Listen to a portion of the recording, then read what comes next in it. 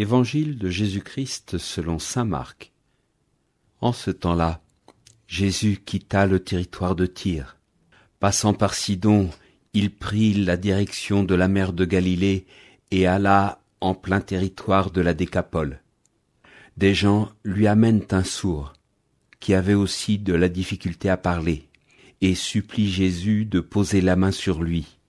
Jésus l'amena à l'écart, loin de la foule, lui mit les doigts dans les oreilles et, avec sa salive, lui toucha la langue. Puis, les yeux levés au ciel, il soupira et lui dit « Ephata », c'est-à-dire « Ouvre-toi ».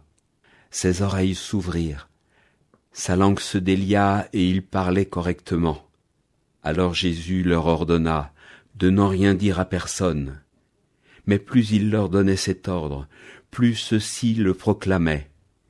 Extrêmement frappé, il disait « Il a bien fait toutes choses. Il fait entendre les sourds et parler les muets. » Sourd et muet, c'est un redoutable handicap, comme tous les troubles du langage d'ailleurs qui empêchent de communiquer, d'entendre, de se faire comprendre. Un obstacle, certes, mais Moïse était bègue. Moïse ne chante pas, c'est écrit dans la Genèse.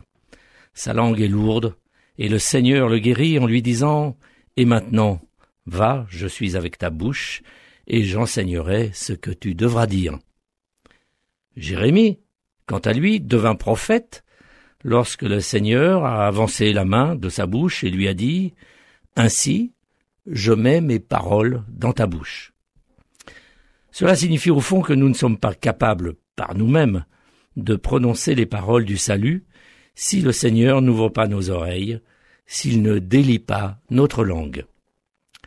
Tout cela n'est pas étranger à l'évangile que nous venons d'écouter. Pour guérir un homme sourd et muet, Jésus commence par le prendre à l'écart de la foule.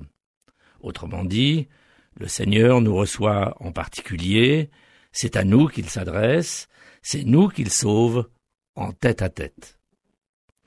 Quand notre langue est sèche, Jésus nous donne sa propre salive. Cela veut dire que, quand notre prière ne parvient pas jusqu'à nos lèvres, quand le doute assaille notre foi, quand la peur du chaos du monde, de la maladie ou de la mort, ou tant d'autres craintes possibles nous envahissent, nous pouvons commencer par mettre dans notre bouche les paroles de la prière que Jésus nous a laissée et qu'il a confiée à ses disciples, pour nous rappeler aussi qu'il est avec nous jusqu'à la fin du monde. Puis Jésus se met à prier, il regarde le ciel et soupire. Ce soupir, c'est la prière du Christ souffrant à nos côtés quand nous-mêmes nous souffrons. Cette prière du regard et du souffle que Jésus nous offre vaut mieux qu'une prière volubile qui demande 1000 choses à Dieu. Ephata, ouvre-toi. Jésus parle à haute voix, car l'homme a maintenant des oreilles qui entendent. Jésus lui dit « Ouvre-toi » en araméen. Il lui parle dans sa langue, comme il s'adresse à chacun de nous dans notre langue, pas seulement à notre intelligence, mais selon notre cœur.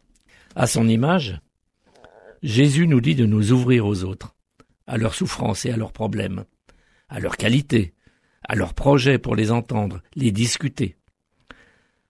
S'ouvrir aux autres, voulez-vous que je vous dise, c'est aussi cela, mettre ses pas dans les pas du Seigneur. L'évangile du jour a été commenté par Gérald de Privé, diacre permanent au service du